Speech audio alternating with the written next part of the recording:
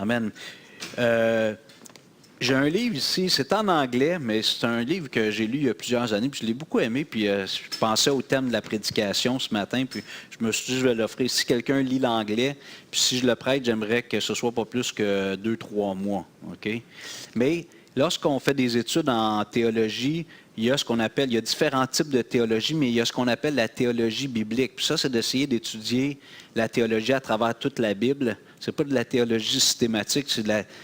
Puis la grande question qui revient toujours quand on fait une étude sur la théologie biblique, c'est quel est le thème central de la Bible?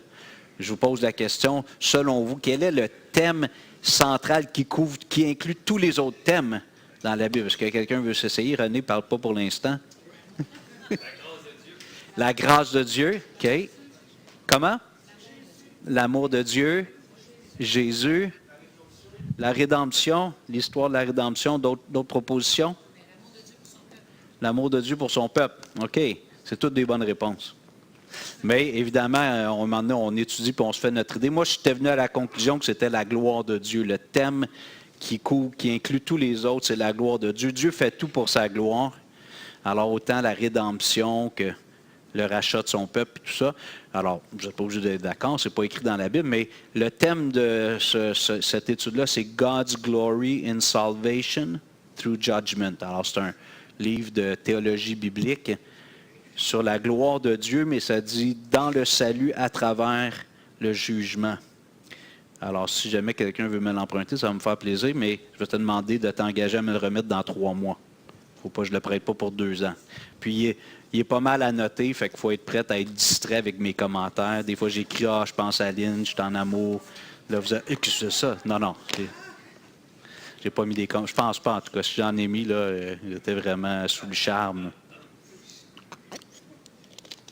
Le passage qu'on va regarder aujourd'hui, je trouve que c'est un passage qui est intéressant, mais avant d'aller le lire,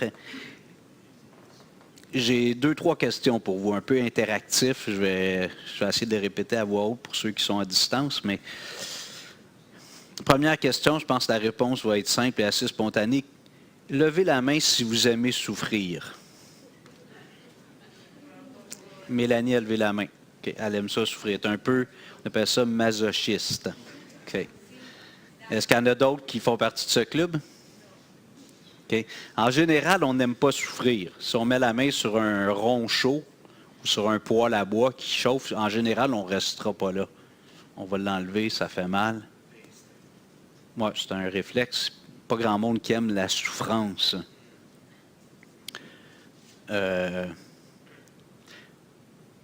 Maintenant, j'ai observé de façon un peu générale, mais aussi dans ma propre vie, que la souffrance que les chrétiens vivent, et je m'inclus dans ça, c'est probablement des choses qui nous amènent le plus à douter de Dieu. Même à remettre en question des fois la foi. Il y a des gens qui ont malheureusement même fait naufrage en raison de souffrance, soit personnelle ou des proches qui ont été éprouvés, puis pour eux, c'était inacceptable que Dieu permette ça.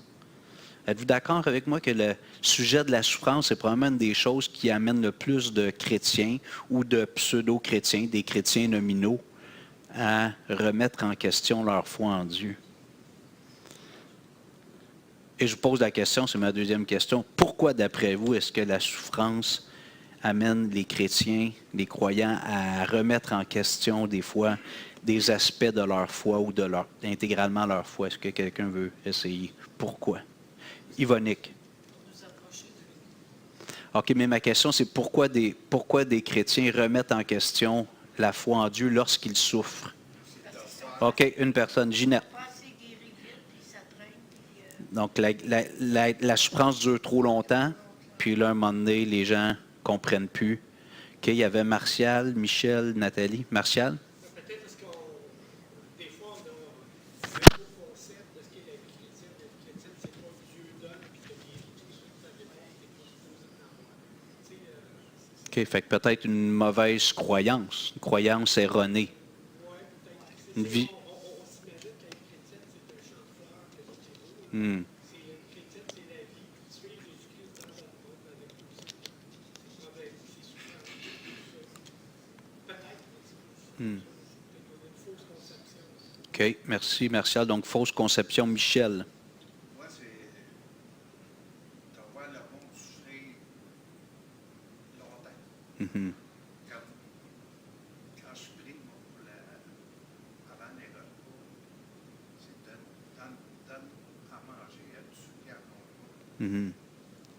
Dans là, à cette heure, aujourd'hui, c'est de plus en plus de monde qui fouille dans les poubelles, qui n'ont pas de bouffe. Tu sais, des fois, je me demande comment est-ce qu'ils font. Pourquoi ça existe, Cette misère-là. cette misère-là, puis ça vient me chercher ici. OK. Donc nos émotions viennent en conflit avec nos pensées. C'est ça. OK. Donc, quand on voit la souffrance, Puis ben, j'en reviens tout le temps à la parole, là. Hmm. Mais, tu sais, quand je vois ça, des fois, ça. on ne comprend pas. Quand on voit la misère. Nathalie. Quand on souffre, une grande partie du temps de souffrance, on a les yeux sur nous. Hmm. On n'a plus les yeux sur Christ. On n'a plus les yeux sur le Seigneur parce qu'on est centré sur cette souffrance-là. On la vit là, Hmm. intensément. Puis si on détourne les yeux complètement du Seigneur parce qu'on est sur cette souffrance-là, je pense que là, on perd de vue. Hmm. Ça peut nous faire chuter, de pas garder, mais dans cette souffrance-là, de ne pas garder les yeux sur Jésus, sur le Seigneur. Donc, dans la souffrance, ça nous amène à regarder beaucoup à nous, à être centrés sur nous dans notre douleur. Puis, des fois, on va enlever nos yeux sur le Seigneur par la foi. On va perdre de vue le Seigneur, puis ça peut nous amener à douter ou à vouloir abandonner. Il y avait, je pense, Lorraine qui avait levé la main. Oui, parce qu'ils deviennent révoltés OK. de longtemps de souffrance. Puis ils pensent que ça donne plus rien. OK. Donc, les gens deviennent révoltés devant tant de souffrance, puis ils pensent que ça ne donne plus rien de continuer, d'espérer. Merci, Lorraine. Maxime?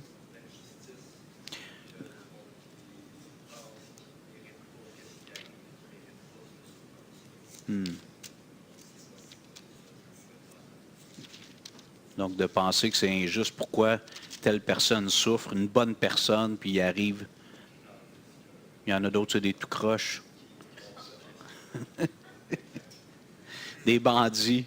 Il me semble qu'il y a des passages dans la Bible qui parlent de ça, non? Hein? Psaume d'Azaph, 73, quand il regarde les méchants qui prospèrent, puis il dit, moi, je marche droite comme une barre, puis ça va pas bien. C'est toutes des bonnes réponses, ça. Oui? C'est mon bien, oui. Ça va un petit peu avec ce que Nathalie disait. Ça c'est dans la solution, le remède. Vous vous souvenez peut-être dans la parabole du semeur, Jésus a dit qu'il y avait 4 terrains.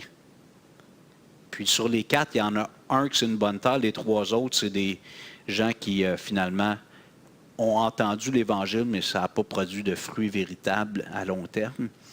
Puis une de ces terres-là, c'est les épines puis les ronces. Puis là, Jésus dit que ça, c'est les épines, les épreuves, les tribulations. Donc, tu commences dans le Seigneur, puis tout a l'air beau. Puis à un moment donné, il arrive des épines, puis des choses douloureuses dans ta vie, puis finalement, tu abandonnes. Jésus dit ça, c'était pas une bonne terre. Puis ça peut prendre des années avant que ça se manifeste.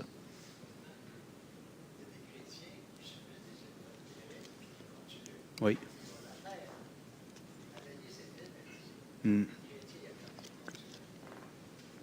Amen. Tout à fait. Alors, c'était toutes des bonnes réponses. Merci pour votre participation. Alors, on va aller dans Romains 8, s'il vous plaît. Romains, oh, j'ai pas parti mon petit minuteur, excusez. Je vais m'enlever 5 minutes, correct? Correct, 5 minutes? 5? 5, je vais m'enlever 5 minutes. Oui, mais je vous ai fait parler, là, quand même. Fait que c'était pas mon temps, ça.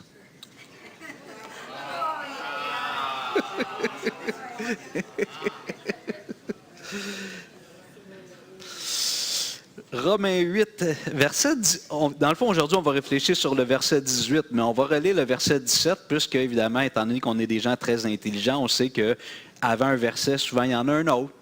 C'est le fun d'aller voir s'il y a un lien entre les deux. Alors, on va aller voir. Moi, dans ma Bible, il y a un petit sous-titre, verset 18, c'est « La gloire à venir ». C'est comme un thème développé un peu autrement, mais des fois, ce que ça fait comme petit défaut pour nous, c'est qu'on déconnecte 17 de 18 parce qu'il y a un sous-titre, il y a des références croisées, là, des références parallèles, de passages parallèles.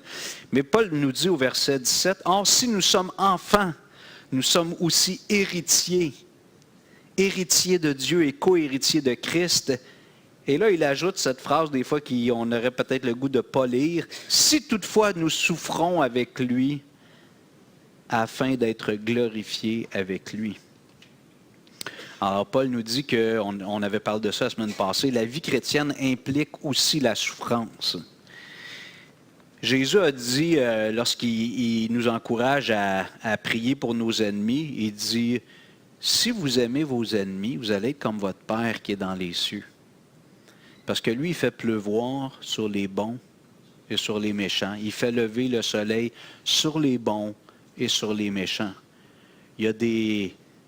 On appelle ça, j'ai pas le terme en français, mais la grâce universelle, OK? Common grace, il y a des grâces que Dieu accorde à tous les êtres humains, mais aussi ça implique la souffrance, tous les êtres humains peuvent souffrir.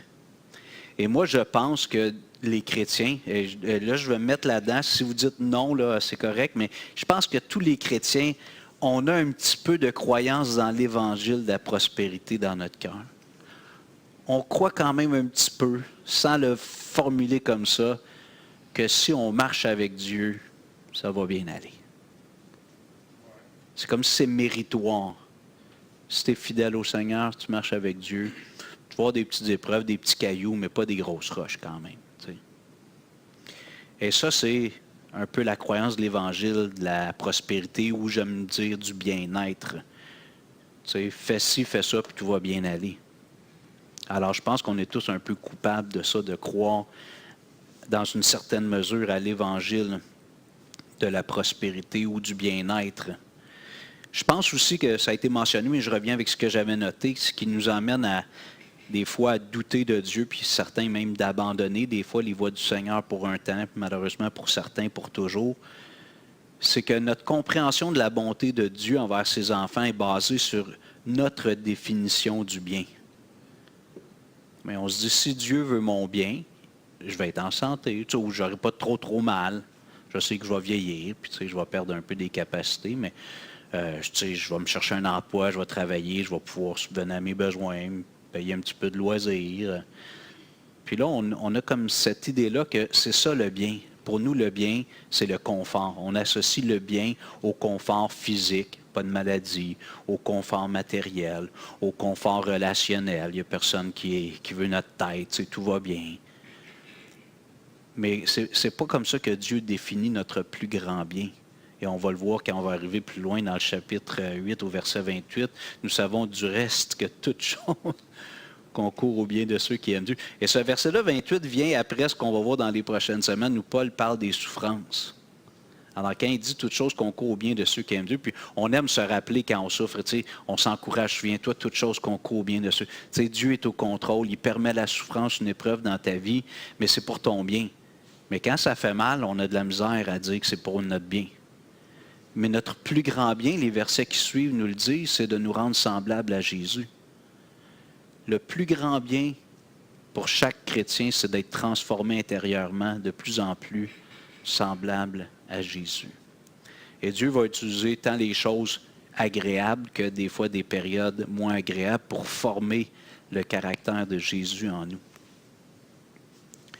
Une autre raison, ça a été mentionné, je le dis dans mes mots, qui nous amène des fois à douter de la bonté de Dieu, de sa fidélité, peut-être même de sa présence ou voir son existence, c'est qu'on n'accepte pas pleinement la souveraineté absolue de Dieu. Dieu peut faire tout ce qu'il veut avec qui il veut. Et si on croit à ça, on se dit, si c'est ça, pourquoi il permet que je souffre? Pourquoi il permet qu'il y ait de la guerre, des catastrophes naturelles, des tsunamis? Pourquoi Dieu permet ça? Et je pense que la question de la souffrance a malheureusement gardé beaucoup de gens loin de Dieu et malheureusement emmené des croyants ou des chrétiens nominaux qui professaient être chrétiens à abandonner complètement toute confiance en Dieu. Alors, lorsque je nous encourage à demander à Dieu de venir changer, faire du ménage là-dedans, il faut qu'on soit prêt à ça. Moi, je me souviens, il y a peut-être 12-13 ans, là, peut-être un peu plus, ça avait brassé avec nos deux fils qui étaient dans l'adolescence un petit peu avancée. Puis, je comprenais pas. Tu sais, je m'attendais, là, tu sais, qu'en vieillissant, peut-être qu'ils fassent un party avec des amis qui consomment des choses qu'on ne leur recommandait pas de consommer. Tu sais, qu'ils fassent des petites expériences, mais je ne pensais pas qu'ils allaient se rebeller à ce point-là. Nos deux fils se sont mis très solidaires, puis ils ont été vraiment rebelles. Ils ont fait des mauvais choix, puis bon, après ça, maintenant, ils sont adultes, puis on s'est parlé, bon, on arrive à comprendre un peu plus ce qui s'est passé dans leur tête, là. Mais, puis je me souviens, tu sais, c'était comme, OK, Seigneur, là, ça commence à être élevé, là. Je m'attendais à ce qu'ils fassent des petites expériences, là, dans les choses du monde, mais pas à ce point-là. Puis je me souviens une fois être dans mon auto, une chance que mes fenêtres étaient fermées, puis j'ai crié, là. J'ai crié au Seigneur, pourquoi? J'étais dans mon auto, ça me tournait là. Pourquoi? De tous mes poumons, j'ai crié à Dieu, pourquoi, tu sais? Bon, par la grâce de Dieu, ça ne m'a pas emmené à abandonner la foi, mais je me disais, il me semble qu'on est quand même des bons parents, on n'est pas parfaits, mais on est engagés envers nos enfants. On veut leur bien, on a pris soin de tous leurs besoins. J'estimais ne pas être un père absent. Des fois, il y a des hommes dans le ministère, dans leur travail, sont toujours absents. Moi, ce n'était pas mon cas, j'étais présent. Puis Lynn aussi était maman à la maison, mais en tout cas, peu importe. Tout ça pour dire que je me souviens crier à Dieu, pourquoi? Pourquoi? Pourquoi tu permets ça? Pourquoi ça arrive comme ça? Alors, il y a plusieurs raisons qui ont été mentionnées, j'en ai mentionné, puis c'est peut-être un mélange d'un peu tout ça qui emmène les gens à questionner la souffrance. Paul nous dit au verset 18, on est dans Romains 8, après avoir dit que le fait d'être héritier de Dieu et co-héritier avec Christ, si toutefois nous souffrons avec lui, Paul estime au verset 18, « J'estime que les souffrances du temps présent ne sauraient être comparées à la gloire à venir qui sera révélée pour nous. » Paul nous invite à avoir la bonne perspective, concernant les souffrances actuelles. Et j'ai peut-être une mauvaise nouvelle ce matin, mais Dieu fait pleuvoir sur les bons et sur les méchants. Il fait lever son soleil sur les bons et sur les méchants. Ça, c'est une façon de dire que tous les êtres humains, chrétiens ou non, on va être exposés à certains drames. Un accident d'auto, un chrétien meurt. On a appris l'an passé, il y a un an et demi, mais je l'avais partagé ici, un pasteur dans nos églises, peut-être 45 ans, là, avec son épouse, ils ont décidé de revamper un peu leur piscine creusée. Je ne sais pas si vous vous souvenez, on avait parlé de ça. Puis il n'avait pas pensé, il avait mis comme une toile pour empêcher les feuilles de venir se coller quand ils mettaient un produit comme une colle ou un époxy, je ne sais pas. Puis c'était aéré, mais quand même, ça retenait les vapeurs. Alors, les deux travaillaient dans la piscine creusée, puis il y avait juste un petit fond d'eau. Là. Il avait baissé le niveau d'eau pour pouvoir marcher puis travailler. Malheureusement, ils ont perdu connaissance, les deux, puis le mari s'était face contre l'eau. Donc, il est mort de la noyade parce qu'il a perdu connaissance. En tout cas, c'est la dernière version que j'avais entendue. Puis son épouse, elle est tombée le visage vers l'eau, donc elle a pu survivre. Sa fille a trouvé ses parents sans connaissance comme ça. Tu te dis, c'est bien bizarre. Tu sais. Ça, c'est des drames. Tu sais, 45, je sais pas, là, 45 ans, on va dire, 50 ans. Peut-être pas la fleur de l'âge, mais pas loin. Un accident bête comme ça. Tu sais, puis pourquoi il n'est pas tombé sur le dos? Tu sais, là, les deux auraient pu dire, gloire à Dieu, Dieu a permis qu'on tombe sur le dos, mais non, là, il y en a un qui disait, un est tombé sur le dos, l'autre de face, puis il est décédé. Des familles, je me souviens, là, il y a peut-être 25 ans, il y avait la famille, je ne me souviens pas, Lynn était à Sherbrooke, te souviens-tu? Je ne donnerai pas le nom, peu importe, là, on est sur YouTube, mais une famille qui avait un accident d'auto, là, la mère, les enfants sont décédés, le monsieur est resté paraplégique. C'est des drames, tu sais. Tu te dis, comment ça? Tu sais, pourquoi Dieu... OK. Avec les jumeaux. OK.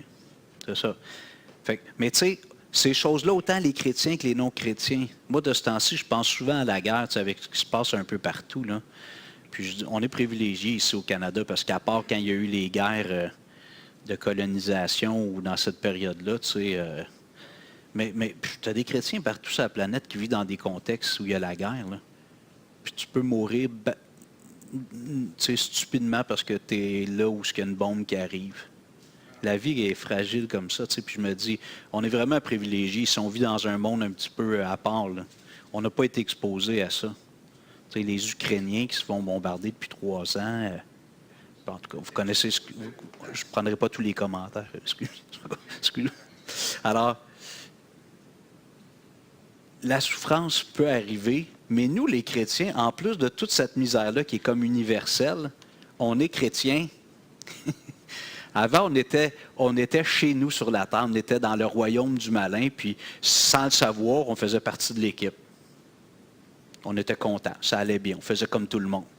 Mais quand on devient chrétien, je donnais l'exemple la semaine passée, c'est un peu comme si tu es dans un tube, là, un gros flotteur, puis tu descends sur la rivière, puis tout a l'air plaisant, tout le monde fête, puis écoute de la musique, chante, ça prend un coup.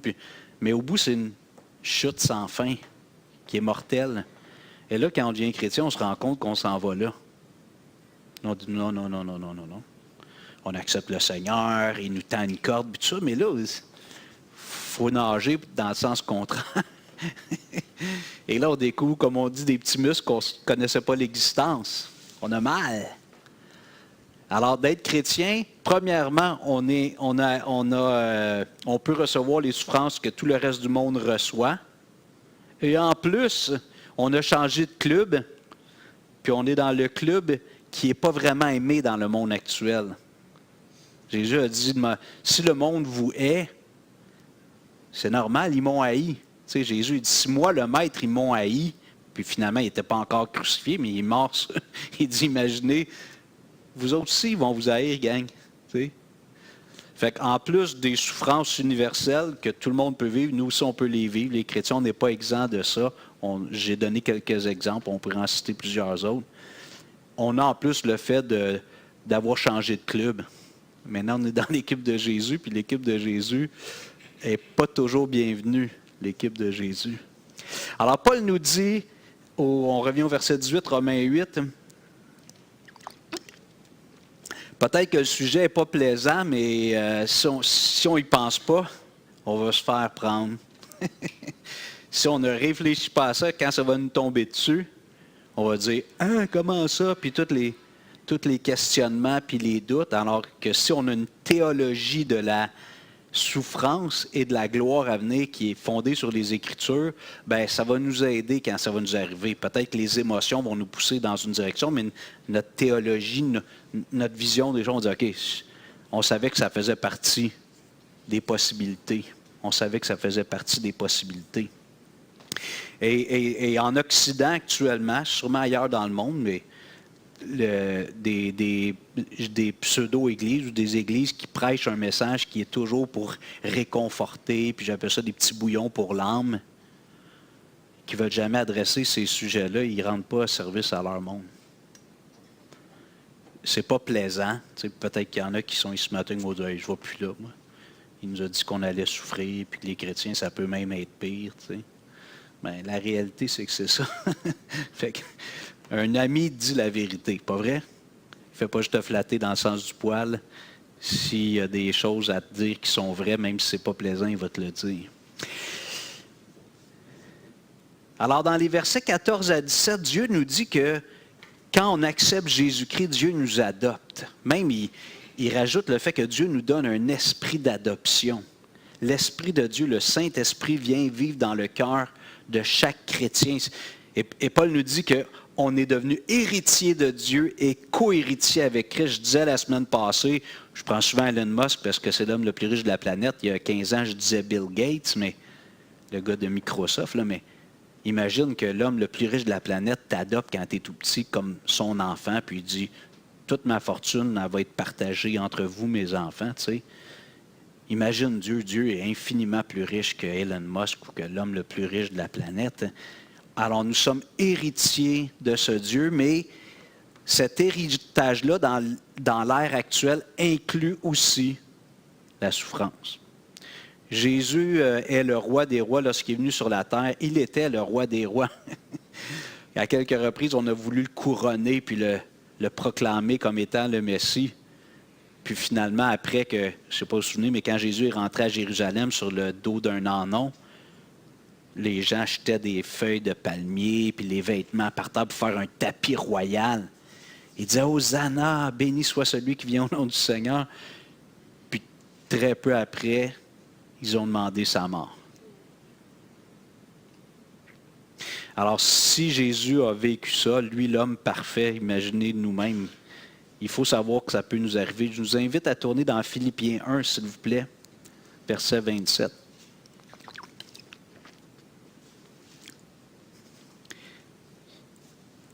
Philippiens 1, ce qui est un peu surprenant ou pas choquant, mais c'est que Paul parle beaucoup de la souffrance, les apôtres aussi parlent, Pierre dans sa première épître en parle, mais ce qu'eux, ils vivaient comme épreuve souvent, c'était pas des douleurs physiques liées à la maladie, un taux de rein, un problème de... Les souffrances auxquelles ils parlent la plupart du temps, c'est lié à la persécution. L'Église des premiers siècles était persécutée. L'apôtre Paul, sa tête était mise à prix. Il allait d'une ville à l'autre, il annonçait l'Évangile. C'était pas long que les Juifs de l'autre ville venaient dire « Hey, ça c'est un parasite, ce gars-là, il faut l'éliminer. » Alors quand Paul parle des souffrances, souvent il fait référence à la persécution. Ce qu'on vit très, très peu ou pas ici actuellement. Ça peut arriver, mais pour l'instant, on le vit très peu. Philippiens 1, 27. Seulement conduisez-vous d'une manière digne de l'évangile de Christ, afin que soit que je vienne vous voir, soit que je reste absent, j'entende dire de vous que vous demeurez ferme dans un même esprit, combattant d'une même âme pour la foi de l'évangile, sans vous laisser aucunement effrayer par les adversaires, ce qui est pour eux une preuve de perdition, mais pour vous de salut. Et cela vient de Dieu, car il vous a été fait la grâce. Une grâce, c'est un cadeau gratuit qu'on ne mérite pas, par rapport à Christ, non seulement de croire en lui, mais encore de souffrir pour lui, en soutenant le même combat que vous m'avez vu soutenir et que vous apprenez maintenant que je soutiens encore. Alors, juste relever quelques mots. Dans le verset 27, Paul parle de combattant, combattre, un combat. C'est l'idée de la guerre. Je parle, là, c'est dans le domaine spirituel. Après ça, au verset 28, il dit « Sans vous laisser aucunement effrayer par les adversaires ». Alors, même si on est un bon chrétien, on est gentil, on aime notre prochain, puis on tend la joue droite quand on nous frappe sur la joue gauche, il y en a qui vont nous haïr parce qu'on est chrétien. Juste parce qu'on est chrétien, ils ne nous aimeront pas. Ce qui est pour eux une preuve de perdition, verset 29, « Et cela vient de Dieu, car il vous a été fait la grâce, comme j'ai dit tout à l'heure. » C'est un cadeau, un privilège que Dieu nous fait par rapport à Christ, non seulement de croire en lui, amen, mais aussi de souffrir pour lui. Hop là, de souffrir pour Jésus. OK. On le vit très peu ici, honnêtement, là, pour l'instant. En tout cas, des gens qui nous courent après pour nous faire du mal parce qu'on est chrétien, on n'est pas là pour l'instant. Et au verset 30 peut-être, au verset 30, en soutenant le même combat que vous m'avez vu soutenez. Paul vivait le combat spirituel. Et peut-être que vous vous souvenez, mais la lettre aux Philippiens fait partie de ce qu'on appelle les épîtres de prison. Pourquoi qu'on appelle ça les épîtres de prison? Parce qu'il est en prison quand il les écrit. Parce qu'il avait essayé de faire une fraude fiscale. Tu sais, avec le ministère, il ne gagnait pas beaucoup d'argent. Fait qu'il a essayé de faire des petites passe-passe pour se faire de l'argent. C'est ça? Non! Il est en prison juste parce qu'il parlait de Jésus. Puis il disait que Jésus était supérieur à Moïse. Oh, ça, les Juifs n'aimaient pas ça. Jésus était supérieur à Moïse. Ils allaient perdre leurs adeptes, les pharisiens, les scribes. Paul est en prison, puis il encourage les chrétiens à être prêts à souffrir. Alors lui, on pouvait dire qu'il vivait ce qu'il prêchait. C'était pas grand parleur, petit faiseur. Paul était en prison. Alors, comment on peut souffrir? J'ai déjà abordé, je reviens un peu quand même rapidement. On peut souffrir par ce que l'on ne vit pas pour l'instant réellement ici, des persécutions. Contrairement à ce que les auteurs du Nouveau Testament vivaient beaucoup, leur principale souffrance venait des persécutions. Les gens voulaient leur faire du mal juste parce qu'ils étaient chrétiens. Pour l'instant, on ne le vit pas, en tout cas pas à la même hauteur, loin de là. Évidemment, on en a parlé la semaine passée, la résistance au péché aussi. Il y a des tentations. Puis avant d'être chrétien, on se laissait aller. Pas de résistance, pas de retenue. Mais là, on est chrétien, fait qu'il y a des choses qu'on sait que Dieu ne veut pas, mais la tentation est là encore. Le monde prend plaisir dans. Et c'est pas. Non, souvent, on pense aux choses comme grâce, là, l'immoralité sexuelle, les dépendances aux drogues, ces choses-là. Mais juste d'adhérer à des idéologies. Ça serait tentant de croire à l'évangile de la prospérité. Moi, je suis sûr que si je pressais ça, ici, ça ferait longtemps que ça serait trop plein. Ici, on aurait 3 services. Si je disais que... Oh, je pense... Les églises qui prêchent ça, ils remplissent des stades. Vous connaissez peut-être M. Osteen, Joel Osteen, Paula White et compagnie qui prêchent l'évangile. Ils remplissent des stades parce qu'ils disent au monde, puis à la fin, il faut que tu donnes. Si tu donnes en plus, Dieu va te bénir. Hein? Ça ne veut pas dire que ce n'est pas vrai que Dieu bénit quand on marche avec lui, mais il manipule les gens avec ça. Donc, de résister à ces mensonges, alors comme je dis, de résister au péché, ce n'est pas juste les plaisirs de la chair, c'est aussi de refuser de croire des mensonges. Ça serait bien plus simple. Je vous partageais qu'il y a une de nos églises, je ne nommerai pas la place, mais qui faisait partie de nos églises, de notre regroupement, puis il y avait un jeune ouvrier, un homme de qualité, mais il manquait peut-être un peu d'expérience. Peut-être ça aurait pu m'arriver aussi à mon âge, mais il y a un homme dans l'Église qui a commencé à introduire l'Évangile de la facilité, du bien-être. Puis finalement, il a convaincu assez de gens de croire à ça pour quitter l'association. Le pasteur s'est retiré. Là. Les gens voulaient suivre cette fausse doctrine. Aussi la détérioration du corps, c'est probablement une des douleurs qu'on expérimente le plus. Ce qui nous fait le plus souffrir au Québec, au Canada, les chrétiens, c'est la maladie, quand on a mal quelque part ou qu'on est atteint d'une maladie. Puis quand, je ne veux jamais banaliser, là, moi pour l'instant, j'ai quand même une bonne santé, mais c'est peut-être la chose qui nous affecte le plus. Quand on pense au mot souffrance, on pense à la maladie, aux infirmités, les douleurs chroniques, puis je ne veux pas banaliser ça. Okay? Mais dans le cas des auteurs du Nouveau Testament, quand ils parlaient de souffrance, souvent ils pensaient à persécution. Donc des gens qui étaient après eux pour leur faire du mal ou les mettre à mort. Puis il y a aussi, comme disait Michel, des fois quand on regarde le monde, tu sais, on voit l'immoralité, l'injustice, on souffre. Parce que dans notre cœur, on aimerait qu'il y ait plus de justice. Donc c'est une souffrance qui est plutôt émotionnelle, un peu psychologique. Mais comme j'ai dit tout à l'heure, Jésus nous a dit qu'en le suivant, on allait souffrir. Ça fait partie du deal. Ça fait partie du contrat avec Jésus. Peut-être que vous vous souvenez quand Jésus a invité les gens à le suivre, il a dit, si quelqu'un veut être mon disciple, il faut qu'il fasse 3 choses. Ben, je ne dis pas qu'il n'y en a pas plus, mais dans cette phrase-là, bien connue, il dit, il faut premièrement qu'il renonce à lui-même. Ça fait mal à l'ego. Renoncer à soi-même, pas vrai? Renoncer à soi-même, ça veut dire que tu t'oublies. Après ça, se charger chaque jour de sa croix. Puis la croix, on comprend que c'est symbole de supplice, de douleur intense. C'était une des pires façons de mourir, probablement encore aujourd'hui si c'est pratiqué. Donc, tu prends ta croix. Puis finalement, de suivre Jésus. Alors ça, il y a quelque chose d'extrêmement rassurant et réconfortant, mais si je suis Jésus, pas S-U-I-S, mais S-U-I-T, non? S-U-I-S, sauf que, vous comprenez, pas être, mais suivre. Je ne veux pas dire que je suis Jésus, je suis Jésus. C'est un chemin de douleur aussi. C'est un chemin de douleur parce que Jésus lui-même a vécu une vie qui a été marquée en partie par la souffrance pour toutes les raisons qu'on a énumérées, entre autres.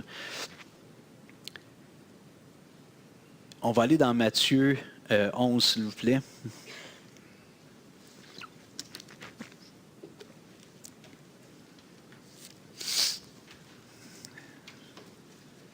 Versets 28 à 30.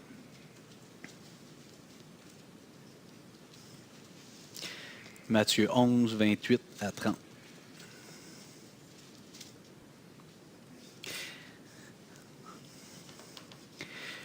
C'est un passage qui est merveilleux parce qu'il y a des belles promesses, mais il y a des petits twists dans le passage qu'on, des fois, on oublie d'inclure dans notre appréciation du passage. Verset 28, Matthieu 11, 28, Jésus dit « Venez à moi, vous tous qui êtes fatigués et chargés, et je vous donnerai du repos. » Et de prêcher ça, c'est excellent. C'est ça que Jésus nous offre. Viens à moi. Tu es fatigué dans ton âme, tu es chargé. Viens à moi. Je vais te donner du repos. Mais Jésus ajoute quand même, et c'est pour ça que je dis qu'on doit être complet dans notre lecture et dans notre analyse du texte, il dit, prenez mon joug, ou on devrait dire mon joug, mais je ne suis pas habitué de le dire comme ça, prenez mon joug sur vous et recevez mes instructions, car je suis doux et humble de cœur, et vous trouverez le repos pour vos âmes, car mon joug est doux et mon fardeau léger. Là, il faut réfléchir puis méditer sur ça. Faisons-le chacun individuellement durant la semaine, mais Jésus dit, moi, je t'offre une transaction. Je veux que tu viennes à moi, que tu me remettes tes soucis, tes tracas, je vais te donner du repos. Tu es fatigué, tu es chargé, viens à moi. Je veux t'alléger. Mais pour que cette démarche-là soit complète, Jésus dit, il faut que tu prennes un joug, c'était ce qu'on mettait par exemple sur les bœufs pour faire labourer la terre. Là. C'est un morceau de bois, là, en général, je pense. Puis on guide, un peu comme les brides pour le cheval. Là. Okay? Prenez mon joug sur vous et recevez mes instructions. Donc Jésus, lorsqu'il dit « recevez mes instructions », il clarifie c'est quoi prendre son joug. Viens à moi, remets-moi tes soucis, tes tracas, tes douleurs, tes peines, mais je veux qu'en échange, tu m'écoutes. Moi, je veux t'instruire, je veux te montrer le chemin qui conduit au vrai bonheur. Pas nécessairement qui va enlever toutes les souffrances, mais qui va conduire au bonheur. Puis Jésus dit, honnêtement, mon joug, il est doux. C'est pas un vieux bout de bois tout rugueux qui te brise la peau. Il est feutré, 5 étoiles, climatisé. Un joug feutré et climatisé qui t'envoie de l'air frais quand il fait chaud. Jésus, mais quand même, c'est un joug. Je veux te guider. Puis mon fardeau, il est léger. C'est pas un sac rempli de roches que ça pèse 200 livres. C'est un petit sac à dos léger, un petit baluchon. Mais je veux que tu le prennes. Je veux que tu prennes mon joug. Puis ce que je mets sur toi, ça ne sera pas si pire que ça. Et pour comprendre c'est quoi ce joug et ce fardeau, c'est ses instructions. Laisse-moi t'instruire, laisse-moi mettre la vérité dans ta tête. Laisse-moi te guider. Quand toi, tu as le goût de faire ça, puis moi, je dis, fais ça à la place, écoute-moi. Ça ne veut pas dire qu'il n'y aura pas des douleurs, mais tu vas arriver à bon port. Et comme je disais, de toute manière, tous les êtres humains sont sujets à vivre des drames. La guerre, la maladie, des catastrophes naturelles. Tout le monde est exposé à ça. Fait que l'offre de Jésus, c'est remets-moi tes soucis, fais cette transaction, ce qu'on appelle la conversion. Donne-moi ton cœur, donne-moi ta vie, donne-moi les rênes, je veux prendre le contrôle. Je vais te guider, je vais t'instruire, puis tu vas voir que ça ne sera pas si pire que ça, finalement. Et quand on lit les récits de Paul, qui est en prison, qui chante les louanges du Seigneur, la vie n'a pas l'air si pire que ça. Pas vrai? Nous, on pense à ça. Le gars, il est dans les geôles, des prisons dégueu de l'époque avec des rats enchaînés. Il était enchaîné. Il n'y avait pas le gym, la TV, puis 3 repas par jour chauds. Là. Des fois, s'il n'y avait personne qui venait te porter à manger, il te laissait mourir de faim. Il fallait que les gens viennent te garrocher un bout de pain pour que tu manges. Certaines geôles, c'était ça. Tu étais en prison, puis si personne t'allais mourir de faim. Il est là, puis il chante les louanges du Seigneur. Je trouve qu'il a l'air d'un gars qui prend la vie du bon côté. Vous n'êtes pas d'accord? En prison, puis ils chantent les louanges du Seigneur. Puis comme je dis en blague, des fois, c'était pas des chants d'imprécation, heavy metal, tu sais, punis mes ennemis, fais-les mourir les égards. Non, c'était brille au Jésus, gloire à Dieu, merveilleux nom. Puis là, les autres, c'est des fous raides, ces gars-là à côté. Le Seigneur a fait trembler, les portes se sont ouvertes. Le geôlier, il a dit, moi, j'ai jamais vu ça, une histoire comme ça. Je veux ce Jésus. Je veux ce Jésus. Puis il s'est converti, lui, puis sa famille, une belle histoire. Acte 16, c'est ça? Philippe, acte 16. Pour aller lire ça, lecture dominicale, avant ou après le dodo baptiste. Acte 16. Alors, Jésus nous dit, je veux prendre en charge ta vie et t'accompagner dans les périodes douloureuses aussi, pas juste dans les périodes heureuses. Je veux toujours être là. Je veux être aux commandes. Mais pour ce faire, il faut que tu acceptes mon instruction, il faut que tu acceptes ma parole. Puis et ça l'inclut quand ça va être douloureux, puis tu vas avoir le goût de douter. Hein, Seigneur Jésus, pourquoi tu as permis que mes gars se rebellent comme ça? Rebelles, tu sais. Demander l'aide aux services sociaux, c'est humiliant. Pourquoi? Fais-moi confiance, Hugo, je suis là. Fais du mieux que tu peux, prie pour eux, fais ta job, abandonne pas tes gars, même s'ils sont rebelles. Je suis là. Je suis dans le bateau, même si ça va. On va aller dans Hébreux 12, s'il vous plaît. Hébreux chapitre 12, après Romains, un peu plus loin.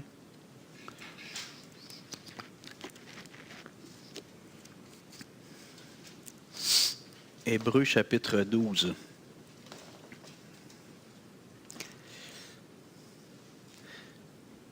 Je trouve que ce passage-là, moi, je l'intitule « La théologie de la souffrance ». On pourrait dire pour une bonne théologie de la souffrance, ou encore la théologie de l'abaissement volontaire. Hébreux 12, versets 1 et suivant. Après nous avoir parlé dans le chapitre 11 des héros de la foi, vous vous souvenez comment il termine le chapitre 11? Après nous avoir dit qu'un a fait ci, puis l'autre a fait ça. Waouh! David qui a battu Goliath. Là, je vais y aller, tiens, je l'ai dans mes notes, mais pour les Hébreux chapitre 11, à la fin, avant le 12, on est intelligent, on sait qu'on comprend tout ça. Il dit, au verset 35, 11-35, « Des femmes recouvrèrent leur mort par la résurrection. » Wow! Ton pit, il est mort, puis là, le Seigneur le ressuscite. C'est le fun de la vie chrétienne. D'autres furent, quoi? Oh, livrés au tourment, torturés, et n'acceptèrent point de délivrance afin d'obtenir une meilleure résurrection. D'autres subirent les moqueries. Et moquerie, ça va, mais le fouet, les chaînes et la prison, ils furent lapidés. Le prochain, il y a quelque chose. Sciés, massacre à la tronçonneuse. Torturés, ils moururent tués par l'épée. Ils allèrent ça et là, vêtus de peau de brebis et de peau de chèvre, dénués de tout, persécutés, maltraités. Et là, l'auteur ajoute, eux dont le monde n'était pas digne. Le chrétien vagabond qui vit comme un exilé politique tout le temps à cause de sa foi, qui est habillé en guenille, tout délabré, tout amaigri parce qu'il n'arrive pas à manger. Il dit le monde n'était pas digne de ce gars-là. Le monde n'était pas digne d'avoir un être humain comme ça. Il n'aurait même pas dû avoir ce monde-là. Eux dont le monde n'était pas digne, errant dans les déserts et les montagnes, dans les cavernes et les antres de la terre, tous ceux-là à la foi desquels a été rendu témoignage n'ont pas obtenu ce qui leur était promis, Dieu ayant en vue quelque chose de meilleur pour nous, afin qu'ils ne parviennent pas à nous, à la perfection. Et là, on va au chapitre 12. Nous donc, l'auteur dit, OK, nous autres, là, on connaît cette histoire-là, les héros de la foi, et à la fin, on voit qu'il y en a qui ont souffert le martyre à cause de leur foi. Nous donc aussi, puisque nous sommes environnés d'une si grande nuée de témoins, c'est comme si on est dans le temple de la renommée des héros de la foi. Là. Il y a tous les grands noms de l'Ancien Testament, incluant ceux qui ont souffert qui sont morts martyrs parce qu'ils croyaient en Dieu puis voulaient être fidèles au Seigneur. Et il dit, parce qu'on est dans ce temple de la renommée, des héros de la foi, il dit, rejetons tout fardeau et le péché qui nous enveloppe si facilement, et courons avec persévérance dans la carrière qui nous est ouverte. Ayant les regards sur Jésus, quand Nathalie disait, quand on souffre, on a tendance à enlever nos yeux sur Jésus, puis regarder notre douleur, notre souffrance. Ayant les regards sur Jésus qui suscite la foi et l'amène à la perfection. En échange de la joie qui lui était réservée, fait que l'auteur dit, gardons nos yeux sur Jésus. Puis là, il explique un peu celui qu'on regarde, notre modèle, notre sauveur, notre Jésus bien-aimé. Il a souffert la croix, méprisé l'ignominie et s'est assis à la droite du trône de Dieu. Fait qu'il dit d'un côté, Jésus, notre modèle, notre guide par excellence, a souffert la croix. Et là, on pourrait prêcher pendant des semaines sur les souffrances de Jésus à la croix, pas juste physiques, mais morales et spirituelles. Donc, c'est l'être humain qui a souffert le plus dans l'histoire de l'humanité, Jésus sur la croix. Et là, il ajoute mépriser l'ignominie. L'ignominie, c'est comme la honte. Quand les gens ils parlent en mal de toi, le mépris. Jésus a méprisé ça. Il a dit rien, là. Vous pouvez rire de moi quand je suis sur la croix, tu sais, puis me traiter des bêtises. Si t'es fils de Dieu, détache-toi toi-même, puis descends, puis ainsi de suite. Jésus, il a méprisé. Le mot, il est fort. C'est pas Jésus, il n'a jamais péché, mais c'est comme s'il riait dans son âme. Voyons. Pauvre petit pite, tu comprends rien. Tu sais pas que je suis sur la croix pour toi parce que je t'aime, tu sais. Je pense souvent à Étienne. C'est un des passages qui m'a le plus percuté lorsque j'étais nouveau croyant. Étienne, dans acte 7, je pense. 7. Il meurt lapidé. C'est le premier martyr qu'on dit après Jésus. C'est le premier martyr parmi les chrétiens. Puis, alors qu'on lui lance des roches, c'était pas des petites roches 3/4 nettes, là. C'était des roches, OK, pour le faire mourir. Des bons morceaux. Quand tu reçois ça sur la tête, d'un dent, ça fait pas du bien. Puis ça dit qu'Étienne, il était à genoux, puis il regarde au ciel, puis il a un visage comme un ange. C'est des moments particuliers. On se dit toujours Dieu va nous accorder une grâce, ça arrive, là, parce que ça transcende le rationnel totalement. Mais puis il dit, je vois Jésus assis à la droite de Dieu, une roche. Je vois Jésus, une autre roche. Puis le monde dit, il est fou raide, lui. Il a l'air d'être serein. Il a une vision de Jésus. Puis là, il se bouche les oreilles, puis il crie, ils ne veulent pas l'entendre dire ça. Nos enfants font ça, des fois, souvenez-vous. Ton frère, il te parle, pour ne pas l'entendre. Ils font ça, ils se bouchent les oreilles, puis ils crient, ils ne veulent pas l'entendre dire cette infamie qui voit Jésus à la droite de Dieu. Moi, quand ça dit que Jésus a méprisé l'ignominie, vous m'insultez, tu sais. Il n'y a rien là. Je suis en train d'accomplir la rédemption du monde. Dans peu de temps, je vais être dans la présence de Dieu. Je vais revenir avec l'esprit, mon mouvement chrétien va se répandre sur toute la terre. Des millions d'âmes vont être transformées, sauvées. Alors, quelle était la perspective de Jésus pour qu'il puisse mépriser l'ignominie? Trouver ça tellement ridicule, ce que les insultes, le mépris que les gens avaient envers lui, c'est parce qu'il y avait la bonne perspective. Il s'est assis à la droite du trône de Dieu. Il savait où il s'en allait. Même chose pour Étienne. Quand il est en train de se faire lapider, tu sais, il voit Jésus. C'est merveilleux. Puis il dit, « Wow, je m'en vais rejoindre Jésus aujourd'hui. J'ai 32 ans. Puis je m'en vais rejoindre. » Je ne sais pas quel âge qu'il avait, mais exemple. « Je vais rejoindre Jésus. » Vous devez dire, il est fou, raide, lui. Mais c'est Étienne, je raconte ce que la Bible nous dit. Je continue à lire. Verset 3. « Considérez en effet celui qui a supporté contre sa personne une telle opposition de la part des pécheurs. » Pas des pécheurs, mais des pécheurs. « afin que vous ne vous lassiez point l'âme découragée. L'auteur nous dit, quand toi c'est dur, là, puis entre autres, si tu souffres à cause de ta foi, pense à Jésus. Tu vas reprendre courage. Hey, le chef, le capitaine de l'équipe, il en a vécu des pires que moi. Verset 4, vous n'avez pas encore résisté jusqu'au sang en luttant contre le péché. Alors là, il apporte l'idée de lutter contre le péché dans nos propres vies, le péché autour de nous. Il dit, vous n'avez pas saigné encore à cause de votre combat contre le péché. Vous n'avez pas souffert tant que ça, la gang. Verset 5, et vous avez oublié l'exhortation qui vous est adressée comme à des fils. Mon fils, c'est Dieu qui parle à ses enfants, ne méprise pas le châtiment du Seigneur et ne perds pas courage lorsqu'il te reprend.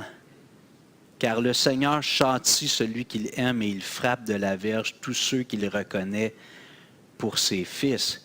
Intéressant, l'auteur aux Hébreux nous amène même une autre dimension des raisons qui amènent la souffrance.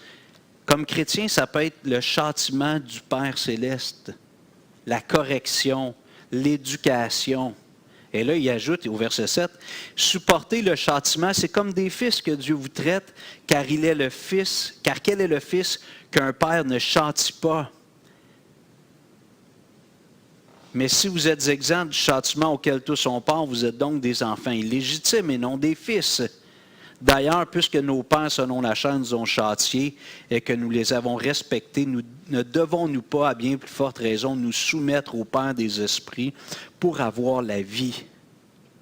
Nos pères nous châtiaient pour peu de jours, comme ils le trouvaient bon, mais Dieu nous châtie pour notre... On peut le redire encore, mais Dieu nous châtie pour notre bien, afin que nous participions à sa sainteté. Et là, l'auteur est quand même humain. Il dit, il est vrai que tout châtiment semble d'abord un sujet de tristesse et non de joie. Quand tu te fais chauffer les oreilles ou les fesses, excusez, tu fais une tape aux fesses. Il est vrai que tout châtiment semble d'abord un sujet de tristesse et non de joie. J'ai rarement vu mes enfants être contents quand j'étais obligé de les punir. Mais il produit plus tard, pour ceux qui ont été ainsi exercés, un fruit paisible de justice. Dans le fond, quand un parent, là je sais que le mot châtier n'est plus à la mode, ça a l'air lourd, mais on peut dire discipliner, punir, corriger, reprendre. Les parents ici, tous ceux qui ont eu des enfants, est-ce que vous avez déjà corriger, je ne parle pas une tape aux fesses, je parle reprendre votre enfant, gronder, assis-toi, le réfléchir un peu. Est-ce qu'il y a beaucoup de parents qui ont déjà corrigé, discipliné leurs enfants ici? Ah ouais, les autres, non? OK. Vous êtes bien méchants. Vous êtes des pas fins, des pas bons. Vous n'avez pas de compassion. Là, vous allez me dire, Hugo, c'est parce que je l'aimais, mon petit, ma petite, puis je voulais qu'il ait des belles valeurs. Tu sais, je voulais qu'il soit heureux dans la vie, puis ça fait partie de, des fois, reprendre, corriger. Prenez le mot que vous voulez. Tous les parents saints d'esprit qui disciplinent leurs enfants, c'est parce que, comme ça qu'on fait, ils les aiment. Ils aiment leurs enfants, puis ils veulent leur montrer les bonnes choses dans la vie pour qu'ils soient heureux. Comme parents chrétiens, on leur parle de Jésus, de la foi, on les amène à l'Église, on dit, c'est ça le chemin du bonheur, c'est Jésus le seul chemin. Alors vous comprenez, l'auteur prend ces choses-là simples de la vie, puis il dit, imaginez si les parents imparfaits qui aimaient leurs enfants les ont disciplinés, éduqués, corrigés, repris, grondés des fois. Puis on accepte ça, c'est correct. Il me dit, notre Père qui est en haut, qui lui est le Père parfait, lui, il ne ferait pas ça. Et quand on parle de correction, de châtiment, on a tendance à penser, c'est parce que j'ai vraiment fait quelque chose de mal, donc là, j'ai besoin d'une tape. Tu sais. Faux raisonnement, Dieu veut les corriger, dans le sens de rectifier. Vous savez, c'est quoi un orthopédagogue? Porter une orthèse, aller voir un orthodontiste. Qu'est-ce qu'ils font, ces gens-là? Ils redressent. C'est croche, puis ils redressent. Un orthopédagogue, ça t'enseigne à marcher droit, comme on dit, droit. Dieu est le meilleur pédagogue et meilleur orthopédagogue. Alors, lorsque notre théologie fait défaut, pourquoi Dieu souffre? Pourquoi ça m'arrive? Et là, Dieu veut bâtir ma pensée pour qu'elle soit droite. J'espère que je ne vous décourage pas ce matin. J'espère, avec la parole de Dieu, nous éduquer, nous corriger, pour qu'on pense correctement. Et comme je vous dis, quand je prêche, je me prêche à moi-même. Je sais, la Bible dit que ceux qui enseignent vont être jugés plus sévèrement. Pourquoi? Parce que Dieu va leur demander des comptes. Tu as fait la morale à tout le monde, champion? J'ai hâte de te voir aller. J'ai hâte de te voir aller. Je vous invite à vous lever, on va prier. On va prier. Ah, papa, quel bon papa tu es. Tu m'as donné ton esprit, l'esprit d'adoption par lequel je crie « Abba, Père ». Maintenant, je suis héritier de Dieu, co-héritier de Christ, l'être qui possède tout, absolument tout, bien plus qu'Elon Musk ou que l'homme le plus riche de la planète s'il y en a un autre. Mais tu me dis que dans cette adoption, ça allait impliquer que dans la vie actuelle, jusqu'à temps que tu me reprennes avec toi, il va y avoir des souffrances. Ça fait partie de l'expérience humaine dans un sens large, mais le chrétien en particulier, Dieu va permettre des fois des périodes douloureuses pour l'éduquer. Puis si on résiste, ça va faire plus mal. Alors, Seigneur, tu nous invites à avoir des cœurs tendres, être comme un enfant qui n'est pas une tête dure, rebelle, mais un enfant docile qui se laisse instruire par son père, par sa mère, qui accepte la réprimande, qui accepte de suivre les instructions, même s'il aimerait faire comme ses amis qui font des choses pas bien. Seigneur, donne-nous, s'il te plaît, à l'Église Renaissance, d'être des hommes et des femmes aguerris, qui comprennent, du moins en partie, les raisons du pourquoi des souffrances et que l'on puisse les accepter avec sérénité, te faire confiance et continuer à marcher dans la bonne voie, même quand ça fait mal. Je te demande ça pour moi, pour mes frères et sœurs. Et si quelqu'un ce matin ici dit qu'ils sont complètement disjonctés, eux autres, ça n'a pas d'allure, cette histoire-là, Seigneur, touche le cœur de cette personne, s'il te plaît. Parce qu'en fait, c'est plein de bon sens. On a parlé des parents, tout ça, qui éduquent leurs enfants. Puis quand un enfant prend une mauvaise voie, il faut que les parents le ramènent dans la bonne voie. C'est ça que tu fais avec nous. Mais pas juste parce qu'on prend une mauvaise voie de façon un peu délibérée, mais juste parce qu'on a besoin d'être transformé dans notre tête, dans notre cœur. Tu vas être obligé des fois de mettre un peu de pression, un peu de douleur, serrer les ouïes, forcer pour remettre une épaule disloquée à sa place. Mais c'est pour notre bien en bout de ligne, c'est toujours pour notre bien. Alors aide-nous, s'il te plaît, à le comprendre, à l'accepter, à suivre Jésus avec joie, malgré la souffrance. On te prie au nom de Jésus. Amen. Alors,